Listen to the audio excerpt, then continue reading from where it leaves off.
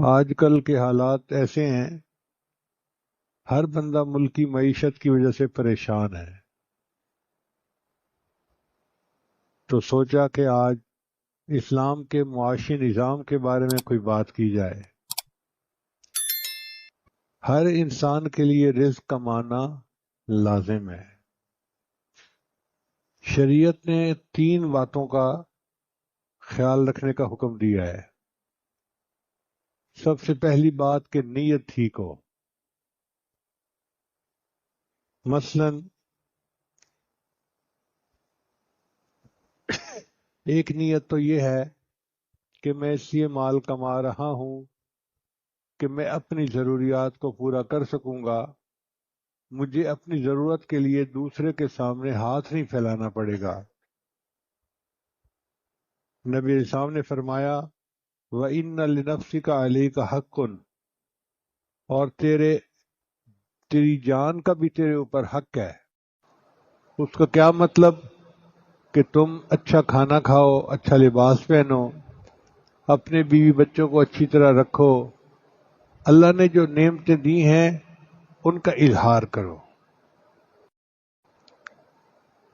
حدیث مبارکہ میں ہے کہ جس شخص نے حلال روزی کمائی اس نیت سے کہ میں بھیک مانگنے سے بچ جاؤں اور اپنے پڑوسیوں کا اکرام کروں، تو قیامت کے دن اللہ تعالیٰ سے اس حال میں ملے گا کہ اس کا چہرہ 14ویں رات کے چاند کی طرح چمک رہا ہوگا۔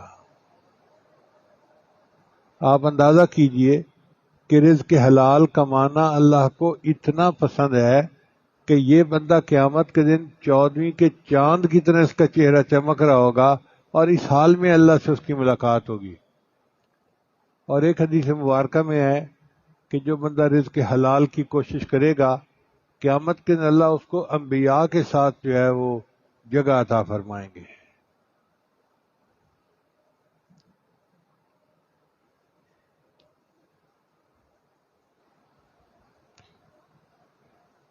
حدیث مبارکہ میں آتا ہے کہ ایک صحابی نبی علیہ السلام کے سامنے سے گزرے تو بہت صحت مند تھے، جیسے ہوتے ہیں نا بعض لوگ، اچھا جسم ہوتا ہے مضبوط، ان کا بھی بہت مضبوط جسم تھا۔ تو ایک صحابی نے دیکھ کر کہا اے اللہ کے حبیب صلی اللہ علیہ وسلم، اگر یہ بندہ جہاد میں نکلتا تو کتنا اچھا ہوتا۔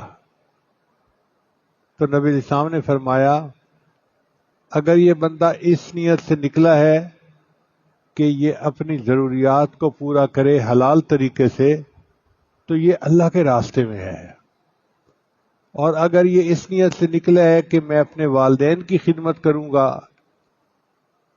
رزق کمانے کے بعد تو یہ اللہ کے راستے میں ہے، اور اگر یہ اس نیت سے نکلا ہے کہ میں اپنے بیوی بچوں کے حقوق پورے کروں گا جو میرے اوپر ذمہ داریاں ہیں تو یہ اللہ کے راستے میں ہے۔ اس کا مطلب یہ ہوا کہ جو بندہ رزق کے حلال کی نیت سے گھر سے نکلتا ہے وہ اللہ کے راستے میں ہوتا ہے۔ آج ہمیں غلط فہمی ہے کہ جو تبلیغی جماعت میں نکلے گا وہ اللہ کے راستے میں جائے گا، نہیں، وہ تو اللہ کے راستے میں ہوگا ہی صحیح۔ جو طالب علم حاصل کرنے کے لیے گھر سے نکلتا ہے، نبی اسلام نے فرمایا فَهُوَ فِي سَبِيلِ اللَّهِ حَتَّى يَرْجِعَ، وہ اللہ کے راستے میں ہے جب تک لوٹ کے واپس گھر نہیں آ جاتا۔ تو طالب علم بھی اللہ کے راستے میں ہوتا ہے، اور جو اپنا رزق کمانے کے لیے گھر سے نکلتا ہے وہ بھی اللہ کے راستے میں ہوتا ہے۔ اس سے اندازہ لگائیے کہ اللہ رب العزت کے ہاں اس عمل کا کتنا مقام ہے۔ پھر یہ بھی نیت کرے کہ میری اولاد میرے بعد کسی کی محتاج نہ ہو۔ بعض لوگ اپنی زندگی تو فقیرانہ گزار جاتے ہیں، پھر ان کے بعد ان کی اولادیں بھیک مانگتی ہیں۔ شریعت نے اس کو پسند نہیں کیا۔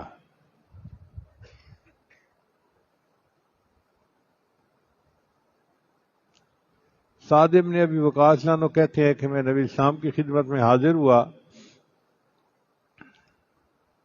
نہیں کہ حجت الوداع کے موقع پہ نبی اسلام میری عیادت کے لیے آئے، میری طبیعت خراب تھی، تو میں نے پوچھا اے اللہ کے حبیب صلی اللہ علیہ وسلم، میرے پاس بہت سارا مال ہے اور میرا بیٹا کوئی نہیں، صرف بیٹی ہے، تو کیا میں اپنا 2/3 مال صدقہ کر سکتا ہوں؟ نبی صاحب نے فرمایا نہیں، زیادہ ہے۔ میں نے پوچھا آدھا مال؟ نبی صاحب نے فرمایا زیادہ ہے۔ پھر میں نے پوچھا کہ کیا 1/3، تیسرا حصہ؟ تو نبی صاحب نے فرمایا ہاں 1/3 تم خرچ کر سکتے ہو، مگر بہتر ہے کہ اپنے ورثاء کے لیے بھی کچھ چھوڑ کے جاؤ۔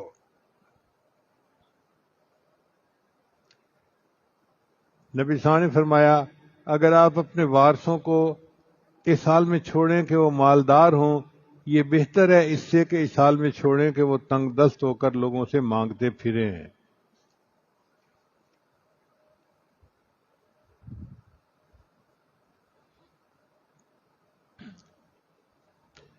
چوتھی نیت یہ ہے کہ آدمی اس لیے مال کمائے کہ میں اس سے اپنے دین کی حفاظت کروں گا۔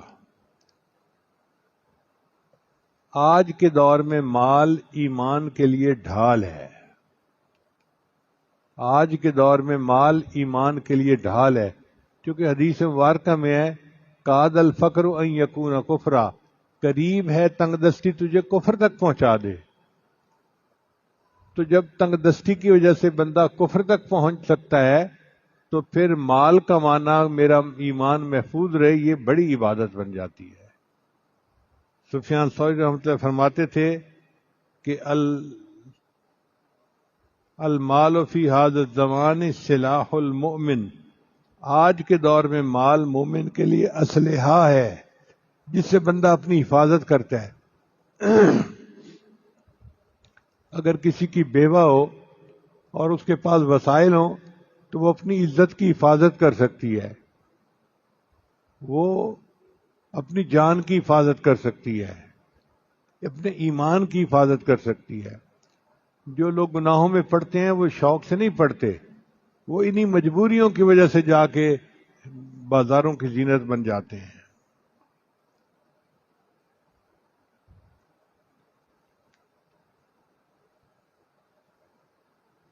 حضرت داؤد علیہ السلام نے فرمایا نعم العون الیسار علی الدین، مالداری دین میں بہترین معاون ہے۔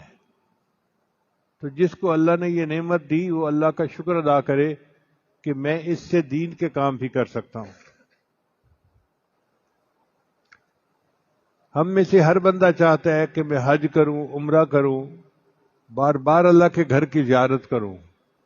میں نے بہت سارے لوگوں کو تڑپتے ہوئے، آنسو بہاتے ہوئے دیکھا ہے، مگر وسائل نہیں ہوتے۔ تو اگر مال ہوگا تو انسان اس عبادت کو آسانی کے ساتھ کر سکے گا۔ بعض ایسے بھی لوگ ہیں اپنے طیارے ہیں جن کے اگر وہ چاہیں تو ہر ہفتے اپنے طیارے پہ جا کے عمرہ کر سکتے ہیں، توفیق نہیں، وہ جاتے ہی نہیں، زندگی میں عمرہ نہیں کیا ہوتا انہوں نے۔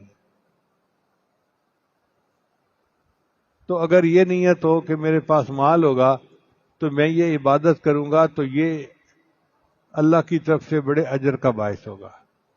چنانچہ ایک غزوہ کے موقع پہ، غزوہ تبوک کے موقع پہ سیدنا عثمان غنی اللہ عنہ نے اونٹوں کا ایک بڑا قافلہ پیش کیا، کئی 100 اونٹ تھے سامان سے لدے ہوئے۔ اب آپ بتائیں ایک اونٹ پہ کتنا سامان آتا ہے، تو سینکڑوں اونٹوں پہ کتنا سامان آتا ہوگا۔ اتنا مال انہوں نے نبی اسلام کی خدمت میں جہاد کے لیے پیش کیا۔ تو حدیث مبارکہ میں ہے کہ نبی اسلام اتنا خوش ہوئے، آپ نے 7 مرتبہ فرمایا عثمان فی الجنہ، عثمان فی الجنہ، یعنی نبی علیہ السلام کی لسان فیض ترجمان سے 7 مرتبہ یہ خوشخبری ملنا، عثمان جنتی ہے، عثمان جنتی ہے، عثمان جنتی ہے۔ کتنی قسمت کی بات ہے۔ تو یہ تو تھا نیت کے بارے میں۔ دوسرا ہے کمانے میں اعتدال۔ بعض لوگ رزق حلال کے لیے کوشش تو کرتے ہیں مگر اتنے مصروف ہو جاتے ہیں کہ نماز چھوٹ جاتی ہے۔ یہ چیز ٹھیک نہیں ہے۔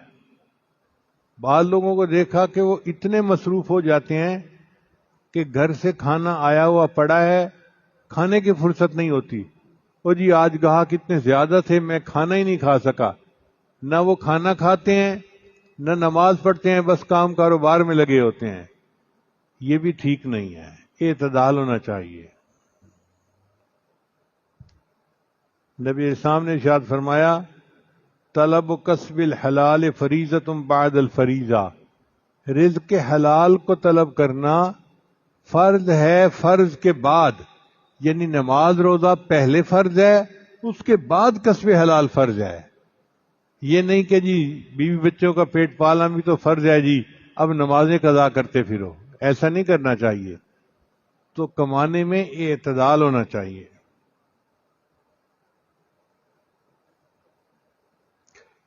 پھر دین اسلام نے یہ بھی کہا کہ جب تم روزی کمانے کے لیے بیٹھو تو یہ نہیں کہ غافل ہو جاؤ، اللہ کو یاد کرو۔ چنانچہ اللہ کو جو پسندیدہ لوگ ہیں ان میں سے وہ بندے ہیں رجال اللہ تلہیہم تجارت ولا بیع عن ذکر اللہ، میرے وہ بندے جن کو تجارت اور خرید و فروخت یاد سے، اللہ کی یاد سے غافل نہیں کرتی، جو اپنے کاروبار میں بیٹھے ہوئے، دفتر میں بیٹھے ہوئے، دکان پہ بیٹھے ہوئے اپنے دل میں اللہ کو یاد کر رہے ہوتے ہیں، وہ اللہ کے پسندیدہ بندے ہوتے ہیں۔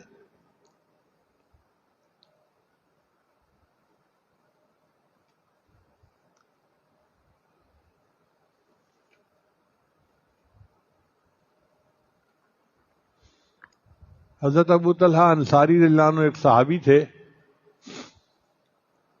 اپنے کھجوروں کے باغ میں نماز پڑھ رہے تھے اور کھجوریں بہت قریب قریب لگی ہوئی تھیں، بہت گھنی تھیں۔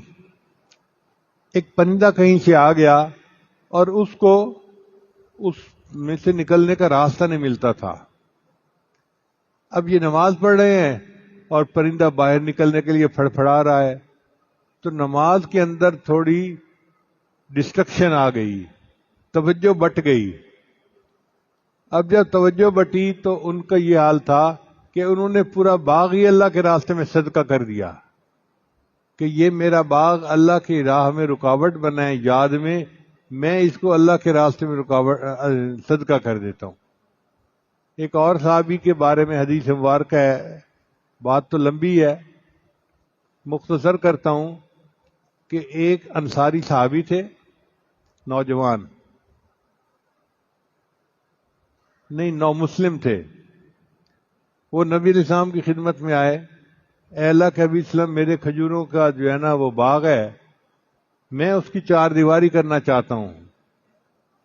ایک طرف کچھ درخت میرے ہمسائے کے آ جاتے ہیں، اگر وہ مجھے درخت دے دے تو میری لائن سیدھی ہو جائے گی اور میرے باغ کی چار دیواری مکمل ہو جائے گی۔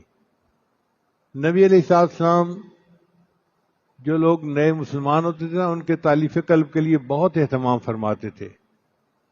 تو آپ صلی اللہ علیہ وسلم نے اس بندے کو بلوایا جس کے وہ باغ تھے، وہ بوڑھا سا آدمی تھا۔ آپ نے فرمایا کہ بھئی اس طرح آپ کے دو درخت آتے ہیں، اگر وہ ان کو دے دیں تو ان کا کام سیدھا ہو جائے گا۔ اس نے کہا اے اللہ کے وسلم، میں تو نہیں بیچنا چاہتا۔ بوڑھوں کی طبیعت ہوتی ہے کہ وہ کہتے ہیں کہ ہمیں کوئی ڈسٹرب نہ کرے، جہاں بیٹھے ہوں بس ہم بیٹھے ہیں۔ عمر کی وجہ سے ان کی طبیعت ایسی بن جاتی ہے۔ پھر نبی علیہ السلام نے فرمایا اچھا، اگر یہ درخت دے دے گا تو میں اس کے بدلے تمہیں جنت میں کھجوروں کے درخت ملنے کی بشارت دیتا ہوں۔ اس نے کہا اللہ کے وسلم، میں جنت میں تو جاؤں گا نا؟ نبی صلی اللہ علیہ وسلم، ہاں تم جنت میں جاؤ گے مگر تمہیں اضافی درخت ملیں گے۔ کہتے لا حاجت علی، مجھے کوئی پرواہ نہیں۔ اب وہ بوڑھا چلا گیا۔ ایک اور صحابی نے یہ گفتگو سن لی، وہ نبی علیہ السلام کے پاس آئے، اے اللہ کے حبیب صلی اللہ علیہ وسلم، اگر یہ درخت میں خرید کے دے دوں تو مجھے بھی یہی بشارت ہے کہ جنت میں اضافی درخت ملیں گے۔ نبی علیہ السلام نے فرمایا ہاں تمہیں بھی درخت ملیں گے۔ لو جی، وہ گئے بڑے میاں کے ساتھ جا کے بات چیت کی، ہیلو ہائے کی، تو تھوڑی دیر اس کے پاس بیٹھے اور اس کے جو درخت تھے نا اس کی تعریف کی کہ بہت اچھی کھجور ہے، بہت پیاری ہے۔ اب بڑے میاں کو تو وہ بہت پسندیدہ تھی، وہ تو عاشق تھے اس درخت کے۔ جب دیکھ لیا نا کہ اب ٹاپک چھڑ گیا ہے تو وہ کہنے لگے دیکھو میرے پاس قباء میں ایک باغ ہے جو 1000 درختوں کا ہے، یہ اپنے 1-2 درخت مجھے دے دو اور اس کے بدلے 1000 درختوں کا باغ آپ لے لو۔ اب بڑے میاں کو لالچ ہوا کہ چلو ٹھیک ہے، میں تو 2 درختوں کی بات کر رہا ہوں، 1000 درخت مل جائیں گے۔ انہوں نے سودا کر لیا۔ وہ صحابی سودا کرنے کے بعد نبی علیہ السلام کی خدمت میں آئے اور عرض کیا اے اللہ کے حبیب صلی اللہ علیہ وسلم، میں نے وہ 2 درخت لے لیے اور میں آپ کے حوالے کرتا ہوں اور مجھے بشارت چاہیے۔ نبی علیہ السلام نے بشارت دے دی تو وہ صحابی وہاں سے اپنے باغ کی طرف گئے جو قباء میں تھا۔ باغ کے باہر سے کھڑے ہو کے انہوں نے اپنی بیوی کو آواز دینی شروع کر دی، فلاں کی ماں، فلاں کی، جیسے ام کلثوم، ام فلاں، ام سفیان۔ بیوی نے کہا کیا ہوا، آپ نے تو کبھی مجھے اس طرح نہیں پکارا۔ کہنے لگے کہ اپنا سامان لے کے باغ سے باہر نکل آؤ، میں نے اس کا سودا کر دیا ہے۔ تو بیوی نے پوچھا کیا سودا کیا ہے؟ فرمان لگے میں نے سودا یہ کیا ہے کہ میں نے نبی علیہ السلام سے کھجوروں کے باغ جنت میں لینے کی بشارت لے لی ہے اور یہ باغ دے دیا ہے۔ تو بیوی کہنے لگی مبارک ہو، تو نے زندگی میں پہلی مرتبہ اچھا سودا کیا ہے، مبارک ہو کہ تو نے زندگی میں پہلی مرتبہ اچھا سودا کیا ہے۔ تو اپنی آخرت کے لیے صحابہ کرام اس طرح خرچ کرتے تھے۔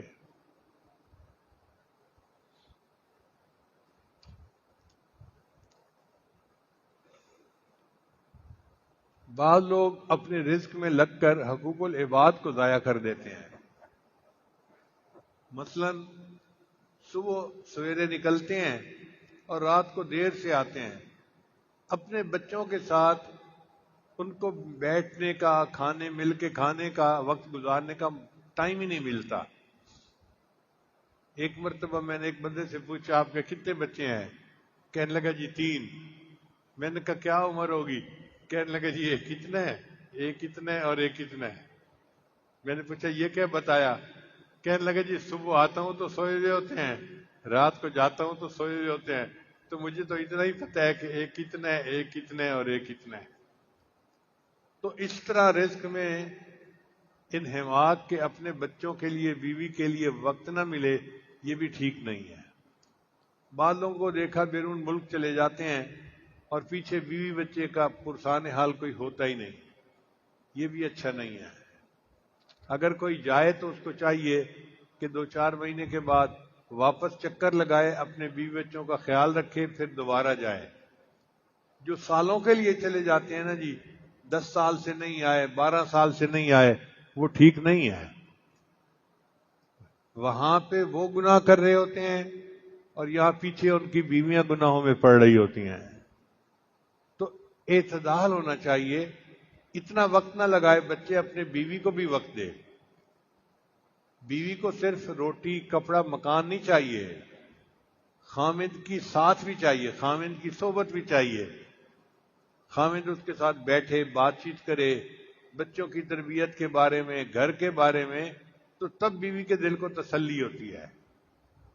تو جو لوگ اتنے مصروف ہو جاتے ہیں کہ بیوی سے بات کرنے کی فرصت نہیں، تو یہ بھی اعتدال سے باہر کی بات ہے۔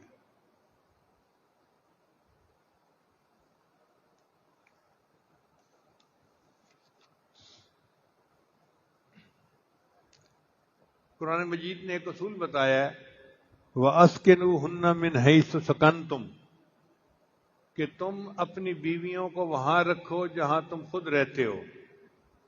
تو جو لوگ بیرون ملک جاتے ہیں وہ بیویوں کو ساتھ لے کے جائیں، جہاں خود ہیں وہاں بیویوں کو ساتھ رکھیں۔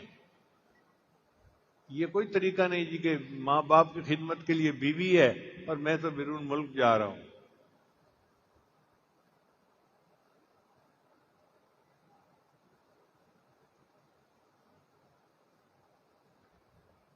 کئی مرتبہ ماں باپ بوڑھے ہوتے ہیں اور وہ چاہتے ہیں کہ نوجوان بچہ ہمارے پاس رہے، ان کو ضرورت بھی ہوتی ہے، مگر بیرون ملک گئے ہوئے لوگ ماں باپ کی خدمت ہی نہیں کر سکتے. تو یہ بھی اعتدال سے ہٹ کر بات ہے. پھر اللہ تعالیٰ نے بندے کے اوپر صلہ رحمی رکھی ہے. صلہ رحمی کہتے ہیں رشتہ داروں کے ساتھ اچھا سلوک رکھنا، خوشی غمی میں شریک ہونا. بعض لوگ اتنے مصروف کہ رشتہ داروں کی خوشی غمی میں شریک ہی نہیں ہو سکتے. ایک ڈاکٹر صاحب کہنے لگے، او جی میں تو اتنا مصروف ہوتا ہوں پیشنٹس میں کہ مجھے تو ٹائم ہی نہیں ملتا رشتہ داروں کے لیے. کیا فائدہ ہے اس مال کا کہ انسان رشتہ داری جو ہے اس کا خیال ہی نہ رکھ سکے. حدیث مبارکہ میں ہے جو بندہ رشتہ داری کا خیال رکھے گا اللہ تعالیٰ قیامت کے دن اس کی بخشش فرما دیں گے. پھر اعتدال کا یہ کہ جو کمائے حلال کمائے، حرام میں نہ جائے. بعض لوگ مال پیسے کی ہوس میں حرام کماتے ہیں، ملاوٹ کر دی چیزوں میں، جھوٹ بول دیا کمانے کے لیے. ایسا نہیں کرنا چاہیے. حلال کمائیں گے تو اس کا اچھا نتیجہ نکلے گا. اللہ تعالیٰ قرآن مجید میں فرماتے ہیں یا ایھا الرسل کلوا من الطیبات واعملوا صالحا.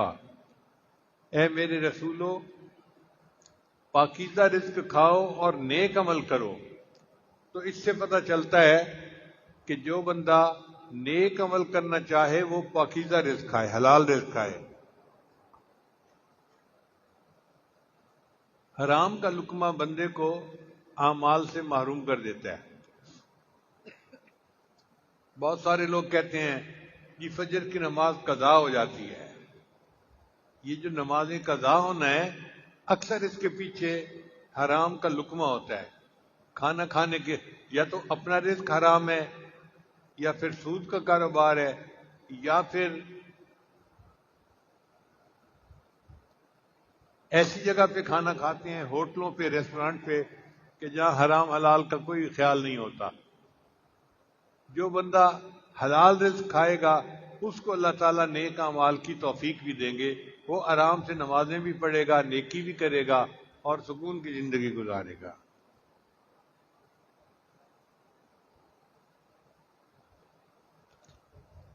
عورتوں کو چاہیے کہ وہ مال کے معاملے میں مردوں پہ زیادہ بوجھ نہ ڈالیں. خواہشات ہوتی ہیں نا، یہ چاہیے یہ چاہیے یہ چاہیے یہ چاہیے، ایک لمٹ ہونی چاہیے. حد سے زیادہ خواہشات پوری نہیں ہوتی. دنیا ضروریات پوری کرنے کی جگہ ہے، جنت خواہشات پوری کرنے کی جگہ ہے. دنیا میں تو کسی کی خواہش پوری نہیں ہو سکتی. جتنا پوری کرتے جائیں گے خواہش اور بڑھتی جائے گی، اور اکثر اس کے پیچھے عورتوں کا ہاتھ ہوتا ہے. کوئی بھی کام کرنا ہو اتنا خرچ کرواتی ہیں، اتنا بوجھ ڈال دیتی ہیں کہ خاوند کے لیے بوجھ اٹھانا مشکل ہو جاتا ہے.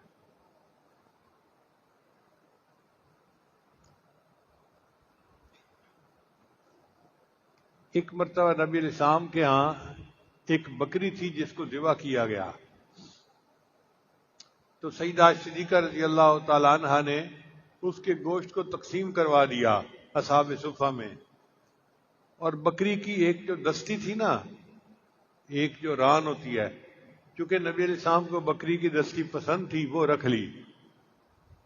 جب نبی علیہ السلام تشریف لائے تو آپ نے پوچھا عائشہ بکری کا کیا بنا؟ اے اللہ کے حبیب صلی اللہ علیہ وسلم میں نے سارا گوشت تقسیم کر دیا، ایک دستی رکھ لی. تو نبی علیہ السلام نے فرمایا اس دستی کے علاوہ باقی سارا گوشت جنت کا ذخیرہ بن گیا. تو انسان کے لیے وہی کچھ ہے کہ وہ کھا لیتا ہے، پی لیتا ہے، باقی تو ورثاء کا مال ہوتا ہے. اس لیے بعض لوگ مالدار ہوتے ہیں اور بعض لوگ مال کے چوکیدار ہوتے ہیں. مالدار تو وہ ہیں کہ جو اللہ کے دیے ہوئے مال کو اللہ کے راستے میں خرچ کرتے ہیں، وہ مالدار ہوتے ہیں. ان کا مال یہاں بھی ہے اور ان کا مال آخرت میں بھی ہے۔ کتابوں میں واقعہ لکھا ہے کہ ایک نوجوان آیا کسی بزرگ کے پاس، حضرت مجھے موت سے بہت ڈر لگتا ہے، بہت میں نام سنتا ہوں تو کانپنے لگ جاتا ہوں۔ انہوں نے فرمایا بھئی تیرے پاس کچھ مال ہے؟ حضرت مال تو ہے میرے پاس۔ انہوں نے فرمایا اچھا اپنے مال کو اللہ کے راستے میں صدقہ کیا کرو۔ اس نوجوان نے حیثیت کے حساب سے اپنے مال کو صدقہ کرنا شروع کر دیا۔ پھر کچھ دنوں کے بعد ملاقات ہوئی تو انہوں نے پوچھا بھئی سناؤ؟ کہنے لگا حضرت عجیب بات ہے، موت سے ڈر تو ختم ہو گیا، اب تو مرنے کو دل چاہتا ہے، اس کی کیا وجہ ہے؟ حضرت نے فرمایا دیکھو انسان کا دل وہاں لگتا ہے جہاں اس کا مال ہوتا ہے، تو کہ تم نے اللہ کے راستے میں خرچ کیا اور آگے مال پہنچا دیا، اب تمہارا خود بھی مرنے کو دل چاہتا ہے کہ میں اپنے مال کے پاس پہنچ جاؤں۔ تو ہم اللہ کے راستے میں خرچ کریں گے تو اللہ تعالی ہمیں آخرت کی آسانیاں فرما دیں گے۔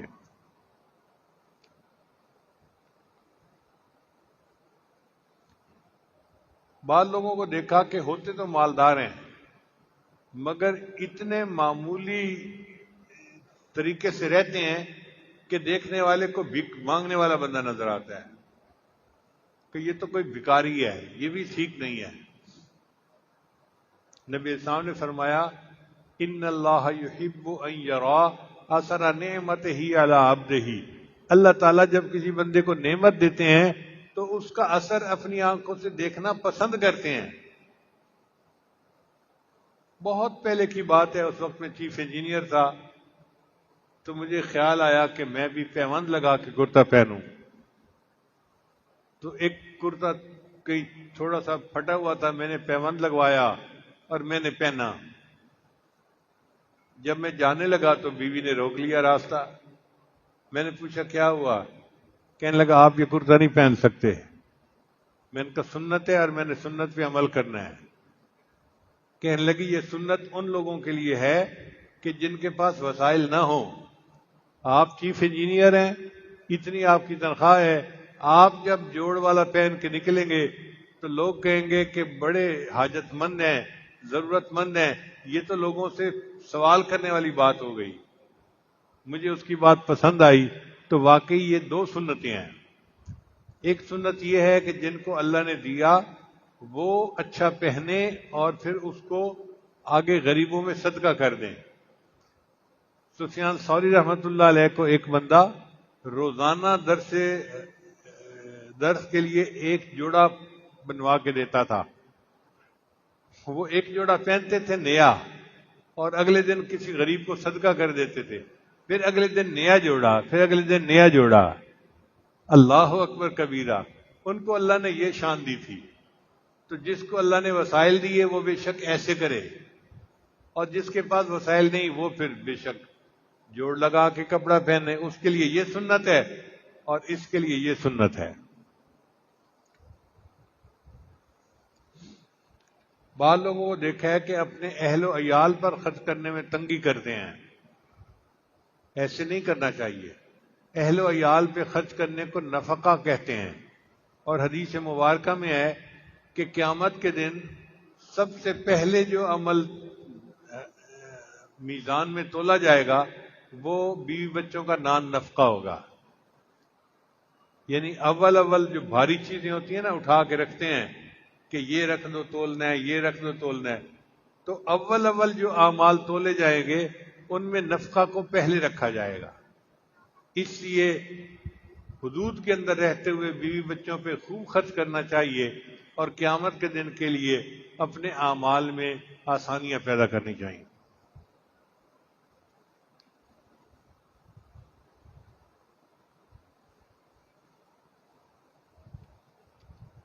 نبی اسلام نے فرمایا جو بندہ خود کھاتا ہے وہ صدقہ ہوتا ہے، جو اپنے بیوی بچوں کو کھلاتا ہے وہ صدقہ ہوتا ہے، جو اپنے نوکروں کو کھلاتا ہے وہ بھی اس کے لیے صدقہ ہوتا ہے۔ اب دیکھو شریعت کتنی خوبصورت ہے کہ انسان اپنے گھر کے افراد کو کھلا پلا رہا ہے اور اس کو صدقہ کرنے کا ثواب مل رہا ہے۔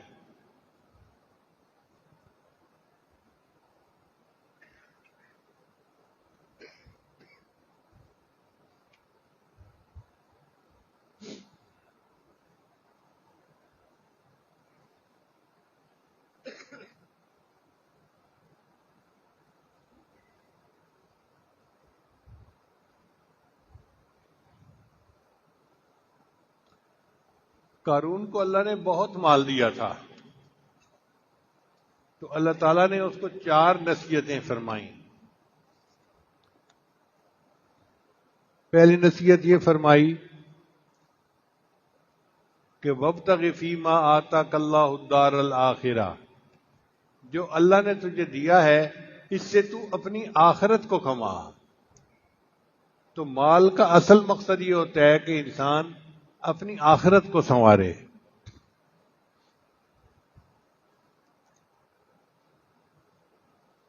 کسی کی بیٹی کی شادی میں اس کی مدد کر دینا آخرت سنوارنا ہے، کسی مقروض کا قرضہ ادا کر دینا آخرت سنوارنا ہے، کسی بھوکے اور پیاسے کو کھانا کھلا دینا، پانی پلا دینا، یہ آخرت کے لیے جو ہے اس کے لیے کامیابی ہے۔ تو انسان اپنے مال کو آخرت کے سنوارنے میں استعمال کرے۔ پھر دوسری بات فرمائی وَلَا تَنْسَ نَصِيبَكَ فِي الدُّنْيَا، کہ جو دنیا میں تمہارا نصیب ہے، حصہ ہے، اس کو نہ بھولو۔ یعنی انسان نیکی کے کاموں پہ بھی خرچ کرے اور پھر اپنا رہن سہن بھی ایسا رکھے کہ اللہ کی نعمت کا اثر نظر آئے، اچھا پہنے، اچھا کھائے، اچھا پیے، اللہ کی نعمتوں کا اظہار کرے۔ اور تیسری بات فرمائی وَأَحْسِن كَمَا أَحْسَنَ اللَّهُ إِلَيْكَ، اور لوگوں کے ساتھ بھلائی کا سلوک کرو جیسے اللہ نے تمہارے ساتھ بھلائی کا سلوک کیا۔ اس کی بھی کچھ تفصیل ہے۔ بعض لوگ فقراء کو دینے میں بڑے محتاط ہوتے ہیں۔ ایک مرتبہ حج کے موقع پہ حضرت مرشد عالم رحمۃ اللہ حرم میں بیٹھے تھے اور اس سال بہت فقیر آئے ہوئے تھے، ہر تھوڑی دیر کے بعد فقیر آ جاتا تھا مانگنے کے لیے۔ تو یو کے کا ایک بندہ آیا، کہنے لگا حضرت فقیروں کی تو بھرمار ہوئی پڑی ہے، ہر 2 منٹ کے بعد آ جاتا ہے، سمجھ نہیں آتی کس کو دیں اور کس کو نہ دیں۔ پھر وہ کہنے لگا کہ علماء نے یہ بھی لکھا ہے کہ اگر کسی بندے کو پیسہ دے دیا جائے تو اس کی تو عادت بگڑ جائے گی، وہ تو بھکاری بن جائے گا، اس لیے پیسہ نہیں دینا چاہیے، محتاط رہنا چاہیے۔ حضرت خاموشی سے اس کی ساری بات سنتے رہے۔ پھر آخر پہ حضرت نے فرمایا کہ یہ بتاؤ کہ تم کہتے ہو کہ جو ڈیزرو کرے صرف اسی کو دینا ہے، دوسرے کو نہیں دینا۔ اس نے کہا میں یہی کہہ رہا ہوں۔ حضرت نے فرمایا یہ بتاؤ کیا اللہ نے جو تمہیں دیا ہے تم ڈیزرو کرتے ہو؟ کہنے لگا جی میں تو نہیں کرتا۔ کہنے لگا جب تم ڈیزرو نہیں کرتے اور پھر اللہ نے تمہیں دیا ہے تو تم بھی اللہ کے خلق پہ عمل کرو اور دے دو، ڈیزرو کرتا ہے یا نہیں کرتا، تم تو اللہ کے لیے دے رہے ہو نا۔ پھر اس کے بعد حضرت نے ایک اور عجیب بات فرمانے لگے کہ مجھ سے تو کوئی بھی مانگتا ہے نا میں دے دیتا ہوں، حتیٰ کہ کوئی گھوڑے پہ سوار ہو کے آئے اور مجھ سے مانگے تو میں اس کو بھی دے دوں گا۔ تو ہم نے پوچھا حضرت اس کی کیا وجہ ہے؟ فرمایا میں یہ سوچتا ہوں کہ یا اللہ تیرا شکر ہے تو نے مجھے لینے والا نہیں، تو نے مجھے دینے والا بنایا ہے۔ یہ بھی تو ہو سکتا تھا کہ اللہ اس کی جگہ مجھے کھڑا کر دیتے اور میری جگہ اس کو بٹھا دیتے، یہ تو اللہ کی تقسیم ہے نا۔ آج اللہ نے مجھے لینے کی بجائے اگر دینے والا بنایا ہے تو میں اللہ کا شکر ادا کرتا ہوں، جو ہاتھ میرے سامنے پھیلاتا ہے میں دے دیتا ہوں۔ تو یہی بہتر عمل ہے کہ جب کوئی اپنی ضرورت کو پیش کرے، آئے کہ جی میں مقروض ہوں، مجھے پیسہ چاہیے، یا میری مدد کریں، یا میں غریب ہوں، یا بچے کی شادی کرنی ہے، بچی کی شادی کرنی ہے، تو اس کی مدد کرنی چاہیے جن کو اللہ نے دیا ہے۔ وَأَحْسِن كَمَا أَحْسَنَ اللَّهُ إِلَيْكَ۔ اور آخری بات فرمائی وَلَا تَبْغِ الْفَسَادَ فِي الْأَرْضِ، اور زمین میں فساد نہ مچانا، کیونکہ جن کے پاس مال پیسہ ہوتا ہے اکثر فساد مچانے کا سبب بھی وہی بنتے ہیں۔ یہ جو ڈانس کلب ہوتے ہیں، شراب شباب کی محفلیں ہوتی ہیں، یہ غریب نہیں لگاتے، یہ امیر لوگ ہی لگاتے ہیں۔ جن کے پاس مال پیسہ ہوتا ہے وہ مال پیسے کے زور پہ دوسروں کی عزتوں کو پامال کرتے ہیں، یہ ہے فساد مچانا۔ تو اللہ تعالیٰ نے فرمایا کہ اگر مال دیا ہے تو فساد نہ مچاؤ، یعنی اپنے مال کو نیکی کے لیے خرچ کرو، گناہ کے لیے خرچ نہ کرو۔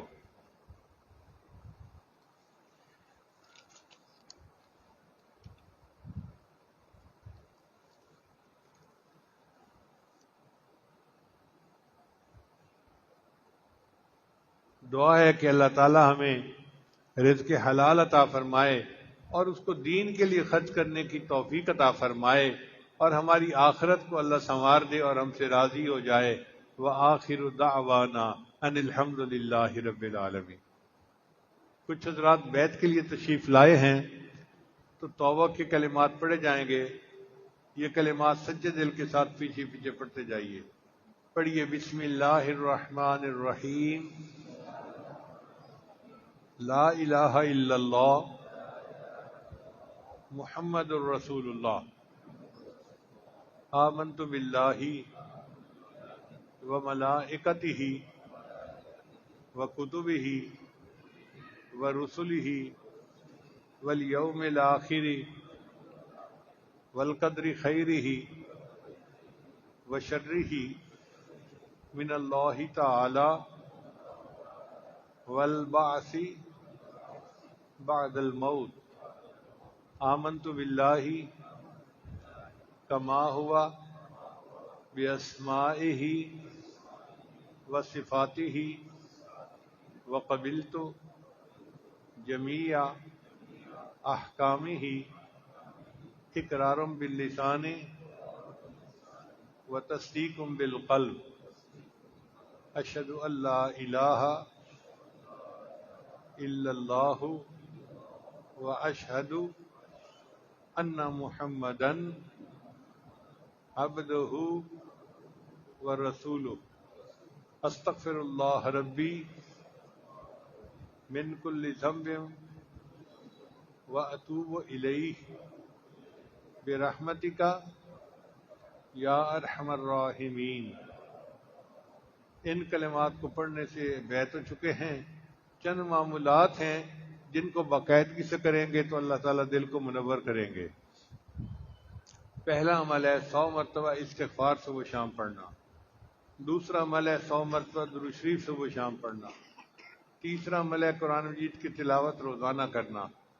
چوتھا عمل ہے چلتے پھرتے ہر وقت دل میں اللہ کو یاد کرنا۔ اور پانچواں عمل ہے مراقبہ کرنا۔ مراقبہ تمام معمولات کا لب لباب اور نچوڑ ہے۔ طریقہ بہت آسان ہے۔ جب نماز پڑھ کے فارغ ہوں تو تھوڑی دیر کے لیے اللہ سے لو لگا کے بیٹھیں کہ اللہ کی رحمت آ رہی ہے، دل میں سما رہی ہے، دل کی ظلمت اور سیاہی دور ہو رہی ہے، اور میرا دل اللہ اللہ اللہ کہہ رہا ہے۔ انشاءاللہ 15-20 منٹ صبح شام مراقبہ کریں گے، دل میں اللہ کی محبت بڑھے گی اور آپ اس کی لذت کو خود محسوس کریں گے۔ دعا ہے اللہ سب کو اپنے مقبول بندوں اور بندیوں میں شامل فرمائے۔